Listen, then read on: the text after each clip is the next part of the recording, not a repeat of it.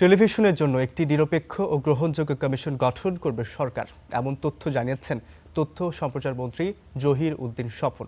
সচিবালয়ে বেসরকারি টেলিভিশন চ্যানেলগুলোর সম্পাদক ও সংবাদ প্রধানদের নিয়ে গঠিত টেলিভিশন এডিটর্স কাউন্সিল টিইসির নেতৃবৃন্দের সাথে বৈঠকে তিনি এ তথ্য জানান। বলেন, কমিশন কিভাবে গঠিত হবে এবং কিভাবে কাজ করবে তা অংশীজনদের সঙ্গে আলোচনা করেই চূড়ান্ত করা হবে।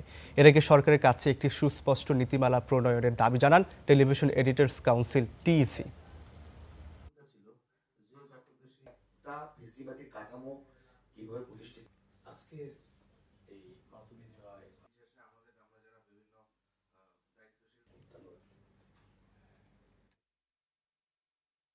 আমরা যেন আপনার টেলিভিশন গণমাধ্যমের চিত্রটা যাতে অ্যাট এ গ্লান্স পাওয়া যেতে পারে। সরকার অথবা গণমাধ্যম কমিশন যেই করুক না কেন, এখন ডাটা এবং ফ্যাক্টস এটাকে কনফার্ম করার জন্য যে মেকানিজমটা ডেভেলপ করতে হবে, এই মেকানিজমের কথাটা উপর থেকে না এসে যদি আপনাদের ভিতর থেকে আসে, অ্যাজ এ জার্নালিজমের পেশার মধ্যে তো এটা তো আপনার ডিগনিটিও বটে।